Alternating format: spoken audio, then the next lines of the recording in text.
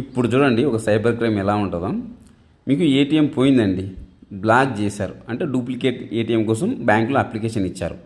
So మరుసటి రోజే మీకు కాల్ వచ్చింది, ఏమండి మీరు ఒక డూప్లికేట్ అప్లికేషన్ పెట్టారు కదా, సో మేము మీ అప్లికేషన్ ప్రాసెస్ చేసాము, జస్ట్ కొన్ని ఫ్యూ స్టెప్స్ బ్యాలెన్స్ ఉన్నాయి, నేను ఒక ఓటీపీ పంపిస్తాను, ఆ ఓటీపీ మీరు చెప్పండి, మీకు చెప్పిన వెంటనే ఏటీఎం కన్ఫర్మ్ అయిపోతుంది, 3-4 డేస్లో మీకు ఏటీఎం ఇంటికి వచ్చేస్తుందని చెప్పేశాడు.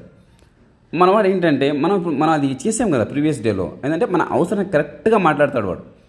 అప్పుడంటే ఇమీడియట్గా బెండ్ అయిపోయి, అవును కదా నేను అప్లై చేశాను కదా నిజమే అనుకొని వాడు ఓటీపీ చెప్పేస్తాడు.